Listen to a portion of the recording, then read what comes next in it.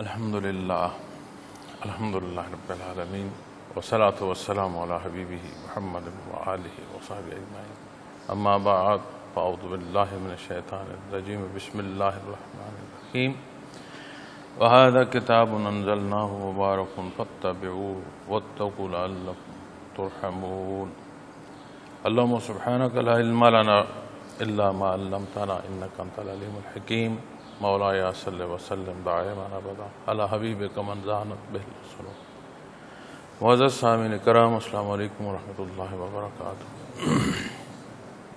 ارشاد باری تعالیٰ ہے اور یہ یعنی قرآن ایک کتاب ہے جس کو ہم نے بھیجا ہے بڑی برکت والی، تو اس کی پیروی کرو اور پرہیزگاری اختیار کرو تاکہ تم پر رحم کیا جائے۔ معزز سامعین کرام، قرآن کریم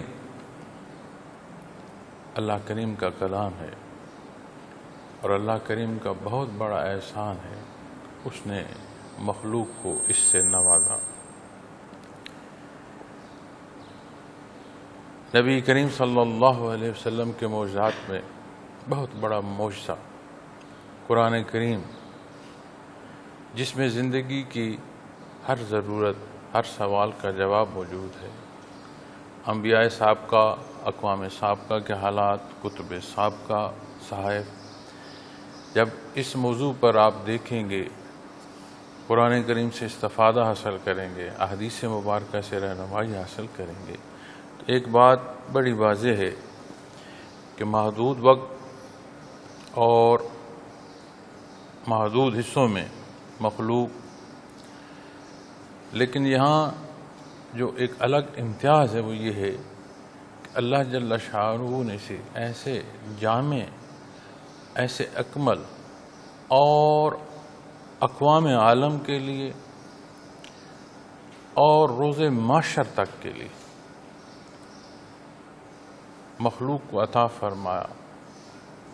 اور اللہ کریم کا بہت بڑا احسان کہ بنیادی جو ہمیں تفسیر، اسرار و معارف نصیب ہوئے ہیں، وہ نبی کریم صلی اللہ علیہ وسلم کی ذات اقدس سے۔ آپ نے جو کچھ کلام فرمایا، جو کچھ عمل اختیار فرمایا، جسے پسند فرمایا، جسے ناپسند فرمایا، آپ کے اسوہ حسنہ سے مکمل حدود و قیود کلام ذاتی کی مخلوق کو نصیب۔ قرآن کریم عربی زبان میں نازل ہوا، اللہ کریم نے عربی پسند فرمائی اپنے کلام کے لیے۔ کتب سابقہ کی زبان اس وقت کی اقوام عالم میں بولی جانے والی زبان کے مطابق تھی۔ یہ وہ زبان ہے جو نبی کریم صلی اللہ علیہ وسلم کی ہے، یہ وہ زبان ہے جو آخرت کی ہے، یہ وہ زبان ہے جو تمام زبانوں میں مقدم ہے، وسعت رکھتی ہے، برکت والی ہے۔ اور قرآن کریم اگر حروف مقطعات پر ہی دیکھا جائے، جس کے معنی و مفاہیم میں ارشاد نہیں فرمایا گیا، لیکن علماء حق تحقیق کرتے ہیں اور کوئی تحقیق نہیں ہوتی دین کی جو قرآن و حدیث سے باہر نکل جائے۔ ان حدود و قیود کے اندر، قرون صلح کے اندر رہتے ہوئے حروف مقطعات کے حوالے سے بھی تفسیر ملتی ہے، لیکن جو کچھ ارشاد فرمایا گیا ہے، جو میرے عمل کے لیے ضروری ہے، جو میرا جاننا ضروری ہے، وہ میرے لیے اہمیت رکھتا ہے۔ اب جب علمی استعداد بڑھتی ہے، شوق اور ذوق نصیب ہو، اللہ کریم عطا فرمائے، تو پھر باریکیاں بھی سمجھ آتی جاتی ہیں۔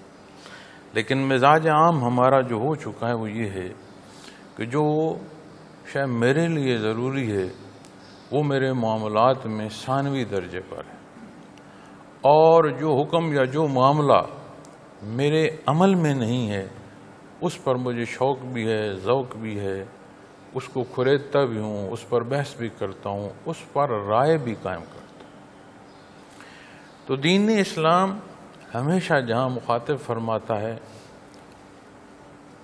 فرد کو مخاطب فرماتا ہے۔ اب افراد ہی معاشرہ ہیں، انہی کے اعمال، انہی کے افراد معاشرے میں زیر و بم کا سبب ہوتے ہیں۔ اور یہاں جب یہ ارشاد فرمایا گیا وَهَذَا کتاب، اور یہ ایک کتاب ہے، خاص کتاب ہے، عام نہیں ہے۔ حضرت جی رحمۃ اللہ تعالیٰ علیہ نے اس کے ساتھ بریکٹ میں قرآن کریم کی تحریر فرمایا، انزلناہ مبارک، جس کو ہم نے نازل فرمایا، ہم نے بھیجا، مبارک باعث برکت ہے، برکت کی حامل ہے۔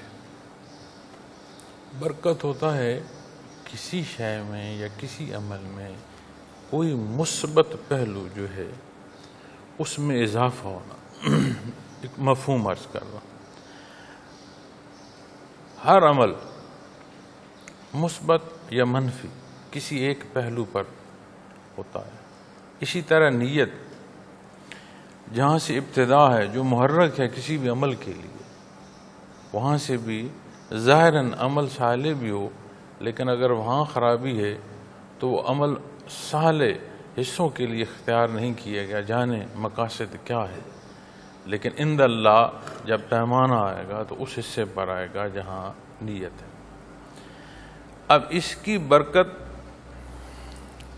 ہر پہلو سے اور تاریخ شہادت دیتی ہے، جہاں جب قرآن کریم کے مطابق عمل کیا گیا ہے تو زندگی کے ہر پہلو میں نکھار پیدا ہوا ہے، زندگی سہل اور آسان ہوئی۔ تو اس کی برکت ظاہری اور باطنی دونوں پہلوؤں میں، چونکہ کلام ذاتی ہے، اس کا دیکھنا باعث برکت ہے، باعث ثواب ہے، کہ زیارت نصیب ہو جائے یہ بھی باعث ثواب ہے، باعث برکت ہے، پڑھنا نصیب ہو جائے باعث برکت ہے، باعث اجر و ثواب ہے، اس کے معنی و مفاہیم سمجھنا کی توفیق نصیب ہو جائے نور النلا نور۔ چونکہ جہاں قرآن کریم کے حوالے سے بات ہوگی وہاں لا محالہ عمل کی بات آئے گی، جہاں عمل کی بات آئے گی تو وہ جو مخاطب ہے وہ زیر بحث آئے گا۔ اب ایسا ہو نہیں سکتا کہ ہماری باہم گفتگو میں کوئی ایک فریق اپنی مرضی پر آزاد ہو اور دوسرا فریق جو ہے وہ قرآن کریم کا پابند۔ اس آزادی یا اس پابندی میں بھی جب آپ غور فرمائیں گے تو قرآن کریم کے تحت حقیقی آزادی ہے، اور جسے ہم آزاد منش کہتے ہیں کہ جو چاہا وہ کر لیا، وہ آزادی نہیں رہتی، کہیں نہ کہیں کسی نہ کسی پہلو میں بندہ غلامی میں چلا جاتا۔ اور یہ کیفیت اور حال کہ جہاں بندہ اپنے آپ کو سرنگوں کر لے، وہ ایک ہی در ہے، ایک ہی جگہ ہے، وہ اللہ جل شانہ کی ذات۔ جب وہاں جھکنا نصیب ہوتا ہے تو پھر وہ حقیقت نصیب ہوتی ہے جو ذات سے لے کر معمولات زندگی تک ایک نکھار دیتی ہے۔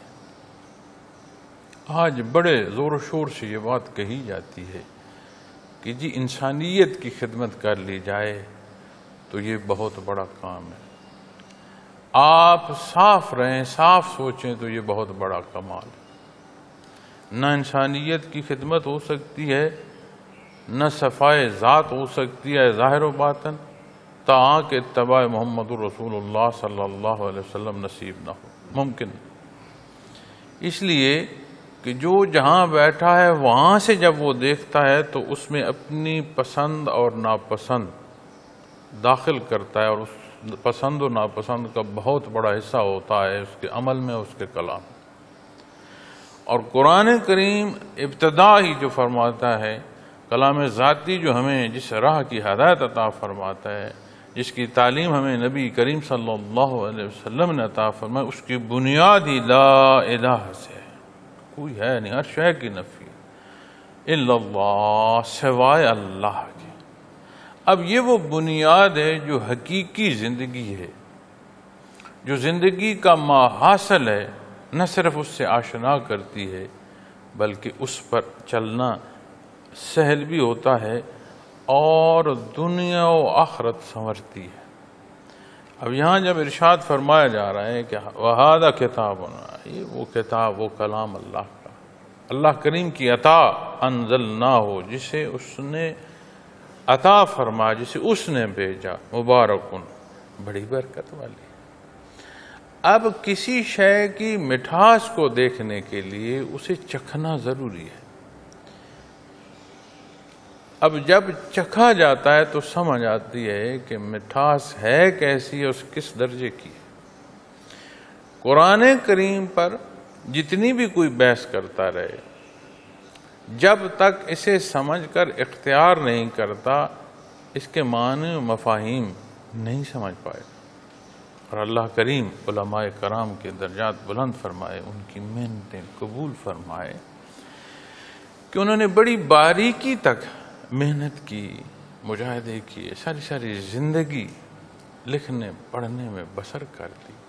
ائمہ کرام کی زندگی دیکھیں تو ایسا واقعات بھی ملتے ہیں کہ جو قلم کے تراشے ہیں جنازے میں غسل کے وقت، ان تراشوں سے اتنی آگ جو ہے وہ پانی گرم کرنے کے لیے کافی ہو گئی۔ آپ ایک دفعہ دیکھ کتنی محنت فرمائے، اللہ محنتیں قبول فرمائے، ہمیں توفیق عطا فرمائے کہ ہم ان محنتوں سے استفادہ حاصل کر سکیں۔ تو جب بات قرآن کریم کی آئے گی تو قرآن کریم کلام ذاتی زندگی کے ہر پہلو کے لیے رہنمائی ہے، چاہے اس کا حصہ باطن سے لیں، چاہے اس کا حصہ ظاہر سے لیں، پسند سے لیں، ناپسند سے لیں، کوئی حصہ ایسا نہیں ہے جس میں تشنگی محسوس ہو۔ اس کی برکات، اس کے کمالات، اس میں تحریری زیر و بم، دنیا نے بڑا زور لگایا کہ کہیں کوئی کمی تلاش کی جائے، آمیزش کی جائے قطب سابقہ کی طرح، نہیں ہو سکی۔ کوئی اوزان میں کمی بیشی تلاش کی جائے، نہیں تلاش کی۔ لیکن اس سے استفادہ اس کے تحت عمل کرنے سے حاصل ہوگا۔ ماننا نصیب ہو ابتدا ہے، اب اس ماننے کی وہ برکت بھی نصیب ہو جو عمل تک لے جائے۔ تو فرمایا فَاتَّبِعُوهُ، اس کی پیروی کرو۔ ہم معمولات زندگی میں اپنی بات کو تقویت دینے کے لیے قرآن کریم کی قسم تو اٹھا لیتے ہیں بڑے آسانی سے، لیکن تلاوت قرآن کریم ہمیں مشکل لگتی ہے۔ قرآن کریم کے احکامات، وہ پیمانے جو نبی کریم صلی اللہ علیہ وسلم نے ہمیں تعلیم فرمائے، انہیں اختیار کرتے ہوئے ہمیں تکلیف محسوس ہوتی۔ کیا وجہ، کیا سبب؟ وہ تعلق مع اللہ درکار ہے، وہ حال درکار ہے، نور ایمان کی وہ قوت درکار ہے۔ وَاتَّقُوا، جو پرہیزگاری ہے۔ اب پرہیزگاری کو تلاش کرنا جو کہ نتیجہ ہے، کیسے ممکن ہے کہ پہلا حصہ فَاتَّبِعُوا چھوڑ دیں تو پھر وَاتَّقُوا کی کیفیت نصیب ہو؟ کیسے ممکن؟ انسانی مزاج ہے، پیدائش کے ساتھ اس کے اندر یہ کیفیت اور حال موجود ہے، اس لیے کہ یہ وصف اللہ کریم نے اس میں رکھا ہے بندگی کا، تو اسے بندگی کا حکم عطا فرما۔ اللہ جل شانہ کا حکم عدل پر ہے، اس میں کوئی جھول نہیں ہوتی۔ اور کیا یہ عدل ہوگا کہ کسی میں کوئی بار اٹھانے کی سکت نہ ہو اور اس پر بار رکھ دیا جائے؟ اور اس شے سے اللہ کریم نے ناپسند فرمایا کہ آپ اپنے بار برداری کے جانور پر بھی اضافی بار جو ہے ڈالیں، سواری میں بھی اس کی جو تھکاوٹ ہے اس کا خیال۔ تو کیسے ممکن ہے کہ جسے اس نے نیابت عطا فرمائی ہے، جس میں اپنے مقربین مبعوث فرمائے، جنہیں کلام ذاتی سے نوازا، یہ کیسے ممکن ہے کہ یہ سمجھا جائے کہ جو حصہ اختیار کرنے کا انہیں حکم دیا جا رہا ہے وہ اس کی استطاعت نہیں رکھتے؟ جب بات عمل کی آتی ہے تو پھر بات یہاں رکتی نہیں، نیت تک چلی جاتی۔ ہم چاہتے کیا ہیں؟ آپ اپنے معاشرے میں دیکھیں، جس روش کو ہم پسند کر رہے ہوتے ہیں، ہماری آواز اس روش کا ساتھ دے رہی ہوتی ہے۔ غلط ہے یا صحیح ہے یہ ایک الگ بحث ہے، لیکن کسی معاملے میں بھی آپ مشورہ لیں، کسی معاملے میں بھی آپ معاشرے کی آواز سنیں، معاشرے کے کسی انداز کو دیکھیں تو سمجھ آئے گی کہ جس طرف کی چاہت ہے اسی طرح کے الفاظ بھی ہیں، اسی طرح کے عمل بھی ہیں، خواہشات بھی اسی طرف کی۔ تو پرہیزگاری خواہشات ذاتی کے تحت حاصل نہیں ہوگی، کلام ذاتی پر عمل سے حاصل ہوگی۔ اور کیسی عطا، انزلناہ مبارک، اللہ کریم نے عطا فرمائی۔ پھر قرآن کریم میں جب ارشاد فرمایا جاتا ہے نا کہ ہم کسی پر اس کی طاقت سے زیادہ بار نہیں دیتے، تو اس کا عمومی معنی جو لیا جاتا ہے وہ یہ لیا جاتا ہے کہ جو مصیبت پڑتی ہے، حالانکہ جہاں یہ ارشاد فرمایا گیا ہے ان جگہوں پر ابتدا اور آخر میں دیکھیں تو احکامات پر بات ہو رہی ہوتی ہے، عبادات کے حوالے سے بات ہو رہی ہوتی ہے۔ اب بات عبادات کی ہو رہی ہے، بات شرعی حکم کی ہو رہی ہے، ہم اس کو ذات اور وجود پر لے رہے ہیں۔ تو حضرت جی رحمۃ اللہ تعالی علیہ جب تفسیر فرماتے ہیں تو وہ یہ تفسیر فرماتے ہیں کہ دین اسلام کا کوئی حکم ایسا نہیں ہے جسے پورا کرنے کی انسان کے اندر سکت نہ ہو۔ تو کوئی جواز ہے نہیں کہ جو ہماری زندگیاں تجاوز سے بھری پڑی ہیں، ان تجاوزات کا کوئی جواز ہے نہیں۔ پھر واتقوا، پرہیزگاری۔ پرہیزگاری کیا ہے معزز سامعین کرام؟ پرہیزگاری ایک ایسا تعلق ہے، ایک ایسی محبت ہے، ایک ایسا عشق ہے کہ کوئی عمل تو کجا، کسی سوچ کو بھی انسان ترازو پر رکھ لے کہ ایسی سوچ نہ پیدا ہو جائے جس سے میرا محبوب مجھ سے روٹھ نہ جائے۔ اب کیا ہمیں ایسی کیفیت اور حال بندگی کی نصیب ہے؟ میں جب دیکھتا ہوں تو کیا میری آنکھ میں حیا ہے؟ کیا جب میں سنتا ہوں تو میں کوشش کرتا ہوں کہ حق سنوں، نہ حق سے بچوں؟ کیا میرا کلام، وہ زبان جو اس نے دی، وہ قوت، وہ آواز جو اس کی عطا ہے، اس کی پسند کے مطابق میں اسے صرف کر رہا ہوں کہ نہیں؟ وجودی استعداد کا استعمال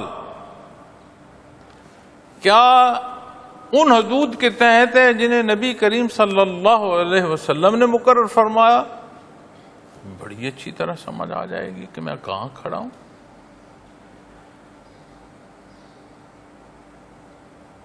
ہمہ وقت اس کیفیت کے ساتھ منسلک رہنا، یقین مانے میں عالم نہیں ہوں، کم علم آدمی ہوں، کمزور خطا کار، لیکن یہ میں سمجھ رہا ہوں اس حال اور اس کیفیت کے ساتھ منسلک ایسا بندہ رہے کہ نگاہ اٹھے تو سمجھ آئے، سماعت آئے تو سمجھ آئے۔ اس کے لیے ضروری ہے کہ کیفیات محمد رسول اللہ صلی اللہ علیہ وسلم سے سینے مزین ہوں۔ قرآن کریم جو ذکر کثیر کا فرماتا ہے، جو اللہ جل شانہ کی یاد کو زندگی کی ہر پہلو سے منسلک فرماتا ہے، کھڑے بیٹھے لیٹے ہر حال میں اللہ کو یاد کرو، تو سمجھ آتی ہے کہ یہ جو کثرت سے یاد ہے اللہ جل شانہ کی، باقی ہر شے سے اس کیفیت اور حال کو نکھار کر اوپر لے آتی ہے، معاملات پیچھے رہ جاتے ہیں، چاہتے ہیں پسند ناپسند خواہشات وہ ثانوی درجے پر آ جاتے ہیں۔ چونکہ قرآن کریم جب فرماتا ہے نا کہ تم مجھے یاد کرو میں تجھے یاد کروں گا، تو بندے کی یاد تو استدعاء کے معنوں میں آئے گی، دعا کے معنوں میں آئے گی، مخلوق کی حیثیت سے آئے گی۔ لیکن جب یہی حال اللہ جل شانہ کی طرف سے ہوگا تو پھر وہ عطا کے معنوں میں آئے گی، نتائج کے معنوں میں آئے گی۔ تو پھر نتیجہ کیا ہے؟ فرمایا کیا جا رہا ہے؟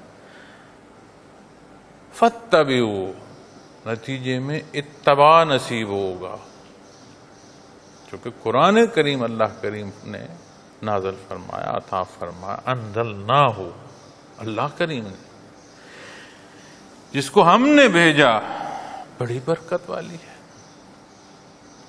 پھر ان برکات سے استفادہ نصیب ہوگا۔ اور جب حال فاتبعوہ سے مزین ہوگا پھر سمجھ آئے گی کہ واتقوا، یہ تقوی ہے کیا؟ موت بڑی تلخ شے ہے، عموماً ہماری فکروں میں کہتے ہیں تلخ حقیقت، تو موت کی تلخی سختی میں کے معنوں میں تو سمجھ آتی ہے، لیکن اگر موت کی تلخی کو ان معنوں میں لیا جائے کہ یہ کیوں ہے تو یہ درست نہیں ہوگا۔ اس لیے کہ ہر شے اللہ کریم نے مقرر فرمائی ہے، اور جو کچھ اللہ کریم نے مقرر فرمایا وہ حق ہے، وہ عین اپنی جگہ پر ہے۔ وہاں جب ہم دخل کریں گے کیوں، تو وہ ہمارا داخل کیوں جو ہے وہ نقص ہے، وہ حق ہے۔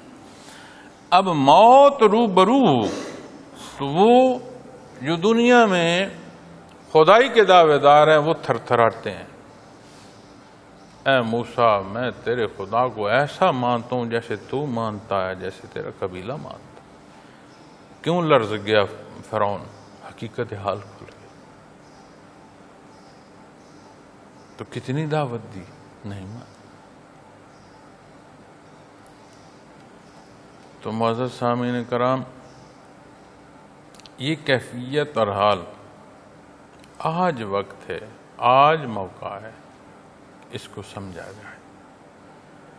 لیکن وہ جو تلخ موقع ہے اس موقع پر تو ہر کوئی مانے گا، لیکن اگر نور ایمان نصیب ہو اور یہ کیفیت واتقوا یہ نصیب ہو تو بندہ منتظر ہوگا موت کا۔ نبی کریم صلی اللہ علیہ وسلم کا فرمان ہے کہ لمبی زندگی کی دعا مانگو، یہ عمل کے اوراق پلٹ کر نہیں آئیں گے۔ آج موقع ہے، لمبی زندگی کی دعا کرو، جتنا استغفار نصیب ہو جائے، جتنا عمل صالح نصیب ہو جائے اتنے بخت کی بات۔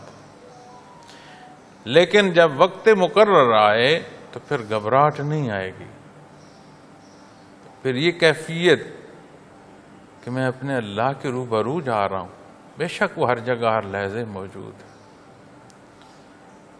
پھر اس کے حضور حاضر ہونا جو ہمیں نصیب ہوگا، تو موت تو پھر ایک پل ہوا، ایک راہ ہوا، تو وہ تلخی بھی پیاری ہو جائے گی۔ کس طرح؟ فاتبعوا، تو دیکھیں نا ہم اپنی زندگی ہماری کیا مزین ہے۔ نکاح میں جب ہم خطبے میں حدیث شریف پڑھتے ہیں النکاح من سنتی فمن راغب عن سنتی، ہماری تو زندگی میں ہی بے ترتیبی ایسی ہے کہ ہمیں خیال ہی نہیں ہے کہ کہاں ہم سنت پر عمل کر رہے ہیں اور کہاں ہم سنت چھوڑ رہے ہیں۔ اور اپنی زندگی کے ہر معاملے میں اگر ہم تھوڑا سا بھی غور کر لیں، اپنی نیت کو سدھار لیں، تو زندگی رکوع و سجود سے مزین ہو جائے، ہر عمل سنت خیر الانام کے تحت آ جائے۔ حضرت جی اکثر فرمایا کرتے تھے رحمۃ اللہ تعالی علیہ، ہم اظہار محبت کرتے ہیں نبی کریم صلی اللہ علیہ وسلم سے، وہ فرمایا کرتے تھے کہ سیرت پاک کا مطالعہ کیا کریں. جتنا سیرت پاک کا مطالعہ کرتے رہیں گے، جتنا درود شریف پڑھتے رہیں گے، اتنا آپ کی جو محبت اور عقیدت ہے اس میں اضافہ نصیب ہوگا. اور وہ کوئی محبت نہیں کہلائے گی جس کے ساتھ فاتبعوا اتباع نہیں ہوگا. تو جب ہمیں یہ حصہ نصیب ہو تو اس کی پیروی کرو. فاتبعوہ پیروی کرو. کیا؟ واتقوا پرہیزگاری اختیار کرو. اب قرآن کریم پر عمل پیرا ہونا متقی کے مدارج میں داخل کرتا ہے. دین اسلام میں داخل ہونا ولایت کے مدارج میں داخل کر دیتا ہے. کلمہ توحید کا، شہادت کا نصیب ہونا، دین حق کا نصیب ہونا ولایت کے ایک درجے پر پہنچا دیتا ہے. لیکن یہ دنیا دارالعمل ہے. جب تک سانس ٹوٹ نہیں جاتی، جب تک بندہ اس عالم آب و گل سے برزخ منتقل نہیں ہو جاتا، یہ امتحان کا ہے. ہر لمحے احتیاط کی ضرورت ہے. لعلکم ترحمون تاکہ تم پر رحم کیا جائے. ہر شے اللہ کی رحمت سے ہے، اس کے کرم اور احسان سے. یہاں جو انسان تجاوز اختیار کرتا ہے اس سے بچنے کی دوا ہے، خاتمہ بالخیر کا راستہ ہے. ایسا تو نہیں ہو سکتا کہ کوئی کہیں کسی سے زبردستی حکم پر پیروی کرائے. اللہ کریم نے ہر ایک کو اختیار عطا فرمایا. تو ضروری ہے کہ جب ہم بھی دین کی بات کریں تو ہمیں بھی اس راہ کو اختیار کرنا چاہیے کہ اگلے تک حق پہنچائیں. اس کے پہنچانے میں بہترین جو انداز ہے وہ میرا اپنا کردار ہے. سب سے پہلے جو بہترین تبلیغ ہے وہ کسی بھی فرد کا ذاتی کردار ہے. اپنے کردار کو قرآن کریم کے حکم کے تحت لائے، اپنے کردار کو ارشادات محمد رسول اللہ صلی اللہ علیہ وسلم کا پابند کرے. از خود یہ جو جواب ہے نا کہ انسانیت مذہب ہے، اس کا بھی جواب مل جائے گا کہ انسانیت سکھاتا تو اسلام. اور اس کا بھی جواب مل جائے گا کہ اگر نیا خانہ دل میں ایمان نہ ہو تو تعفن ہو سکتا ہے، خیر نہیں ہو سکتی. پھر قرآن کریم کا بیان فرمانا اس آیہ کریمہ سے یہ بات بھی سمجھاتا ہے کہ یہ اللہ کریم کا کلام ہے، اس پر عمل کا جو حکم فرمایا جا رہا ہے اب یہ حکم آ چکا، یہ حکم مکمل ہو چکا. اب جو بھی پیدا ہوگا، جہاں بھی ہوگا، جس وقت میں بھی ہوگا، جس رنگ و نسل سے ہوگا، جس خطے کا ہوگا، اس کی رہنمائی اس میں موجود ہے.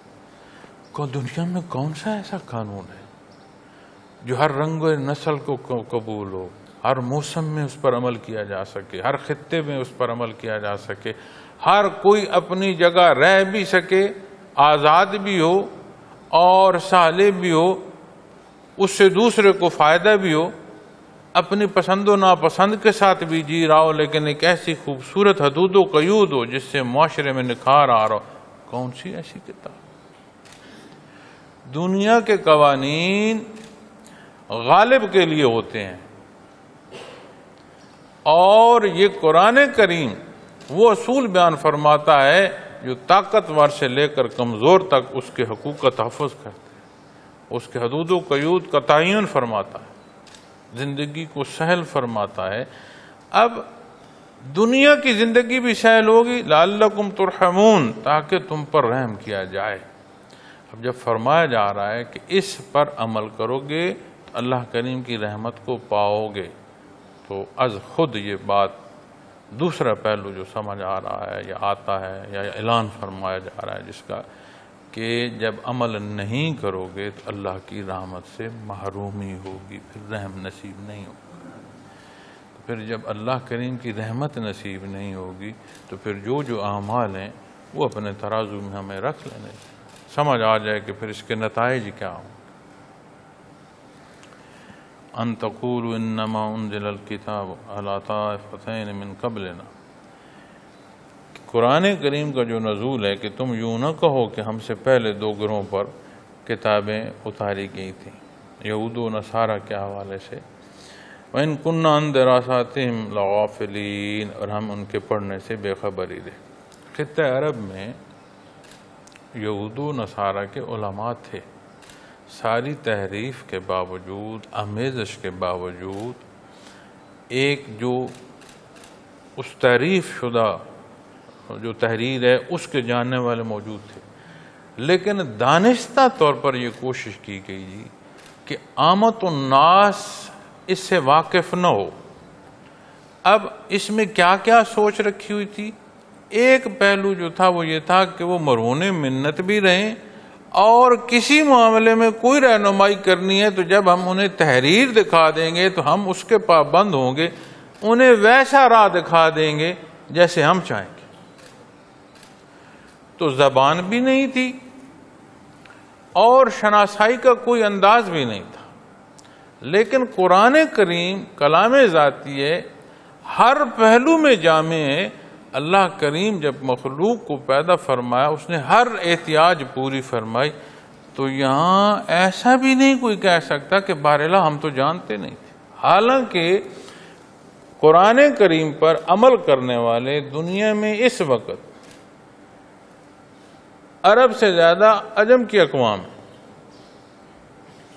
کہ عربی زبان بولنے والے جن کے لیے قرآن کریم پڑھنا سہل ہے، کتنی ہی تعداد ہے جن کی مادری زبان عربی نہیں ہے، تو کیا وہ قرآن کریم نہیں سمجھتے؟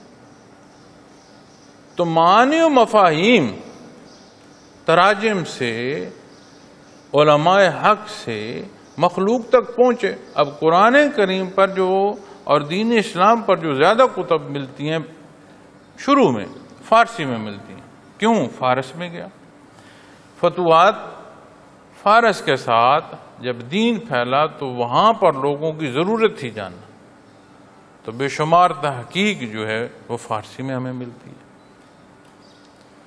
تو جہاں جہاں ضرورت پیش آئی وہاں استفادہ کیا گیا کہ اس کو ترجمہ کر لیا جائے، لیکن قرآن کریم کسی پہلو سے کوئی تشنگی نہیں چھوڑ رہا۔ تو اگر وہ یہ کہیں کہ یہ جو سابقہ کتب تھی جنہیں عطا کی گئی ہم تو معروم تھے، تو حضرت عیسیٰ علیہ السلام سے لگ بھگ 500 سال بنتے ہیں، 5 صدیاں بنتے ہیں، تو ہم تک تو پہنچا نہیں، اس میں تعریف ہو گئی۔ اللہ کریم نے ایسی اہتمام حجت فرمائی کہ جو اندیشہ کر کے کوئی سوال کر سکتا ہے اس کا بھی دین اسلام جواب دے دیتا ہے۔ ایک ہوتا ہے نا سوال کا ہونا، ایک اندیشے کے تحت سوال کا پیدا کرنا، اندیشے کے ساتھ بھی سوال سمجھ آتا ہے، اندیشہ ہو پھر اس کے تحت پھر ایک سوال کو جو ہے وہ اٹھانا۔ کوئی پہلو ایسا نہیں رہتا کہ جہاں کوئی سوال ہو اور اس کا پھر جواب نہ آ رہا ہو۔ تو فرمایا یوں نہ کہو کہ ہم سے پہلے دو گروہوں پر کتابیں اتاری گئیں، وَإِن كُنَّا عَن دِرَاسَاتِهِمْ لَغَافِلِينَ، کہ ہم ان کے پڑھنے سے بے خبر ہی رہے۔ اللہ کریم نے ایسا اہتمام حجت فرما دیا۔ پھر یہی بات نہیں ہے کہ معاملات حوادث سے ہوتے ہیں، قانون قدرت مربوط نظام ہے۔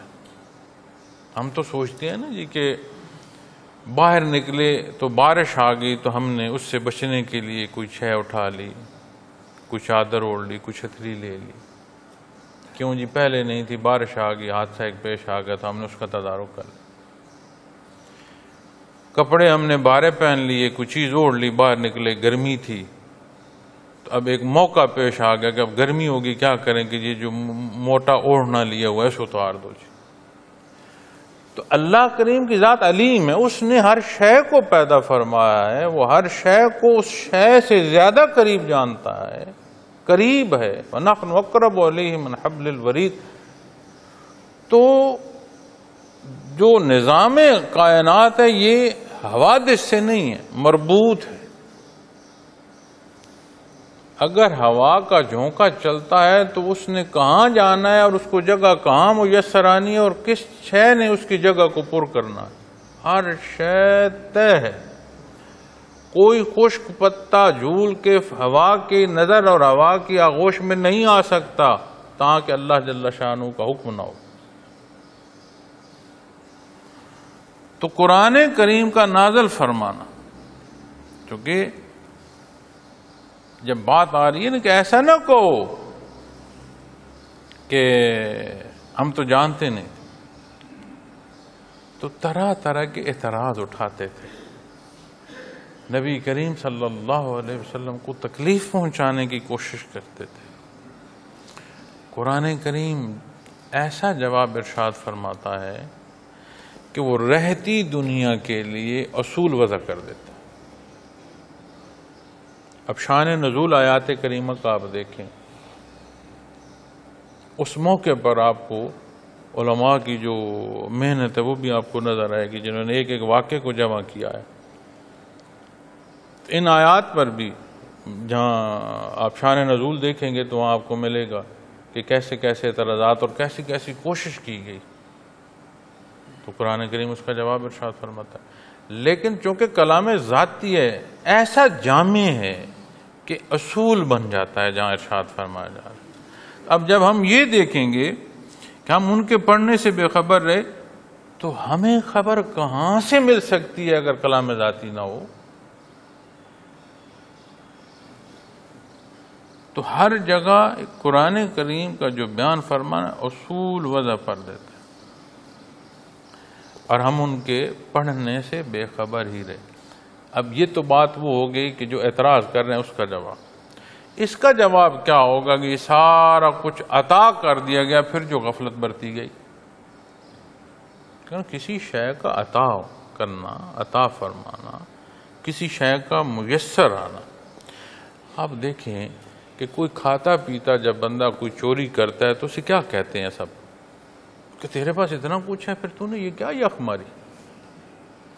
حالانکہ اگر کسی کے پاس دولت کم ہے یا نہیں ہے تو وہ چوری کرتا ہے، اسے درست کو نہیں کہہ رہا، لیکن کسی کے پاس فراوانی ہے وہ پھر دھوکہ دہی کر رہا ہے تو کیا فوراً نہیں سارے کہتے کہ پہلے اتنا کچھ ہے تو پھر کیا تو کر رہا ہے، تجھے کیا ضرورت تھی؟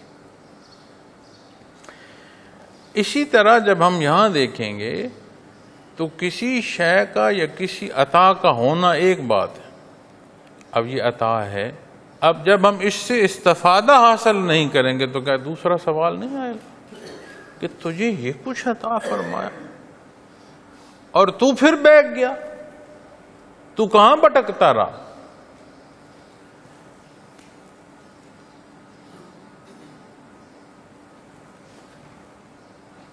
تو ایسا نہیں کہہ سکو گے کہ ہم ان کے پڑھنے سے بے خبر ہی رہے۔ پھر دعوت حق جو نبی کریم صلی اللہ علیہ وسلم نے ارشاد فرمائی، آخری بات کر کے میں بیان کو اختتام پر لاتا ہوں۔ صحابہ کرام رضوان اللہ علیہم اجمعین نے دنیا میں جہاں تک دین حق پہنچایا، پوری دنیا زور لگا چکی، وہاں سے دین حق واپس نہیں کیا جا سکا، کلمہ حق کو وہاں سے روکا نہیں گیا، زیر و بم بڑے رہے، فتح و شکست حالات آتے رہے جاتے رہے، وہاں سے دین حق کو نہیں مٹایا جا سکا۔ یہ کون تھے؟ خدام تھے دربار رسالت کے، لسان نبوت تھے۔ اب جب بات آئے گی ارشادات محمد رسول اللہ صلی اللہ علیہ وسلم کی تو ایک باریکی دیکھنا، دنیا کے اصول اٹھا لینا، دنیا کے بہترین اصول جسے عامت الناس دین یا غیر دین اس سے ہٹ کر بھی مانے گی، وہ اصول ارشادات محمد رسول اللہ صلی اللہ علیہ وسلم کے تحت ہوں گے۔ پھر عام ماننے والا بھی اسے معلوم ہوگا حرام کیا ہے اور حلال کیا ہے، فرض کیا ہے اور چھوٹ کیا ہے۔ بازار دنیا جاہل اور گوار کہہ رہی ہوگی، اسے کہو سود کیا ہے، سود کھا رہا ہے، اسے پوچھو سود کیا ہے، وہ کہیں گے سود حرام۔ نماز کیا ہے؟ وہ کہے گا فرض۔ کون سا گوشت حلال ہے؟ فلاں کا حلال ہے، اس کا ہے نہیں، اس کا حرام۔ یہ برکت ہے ارشادات محمد رسول اللہ صلی اللہ علیہ وسلم۔ اللہ کریم ہمیں دین اسلام پر عمل پیرا ہونے کی توفیق عطا فرمائے۔ کہیں کوئی میری کمی بیشی رہ گئی، اللہ کریم مجھے معاف فرمائے۔ وآخر دعوانا الحمدللہ رب العالمین۔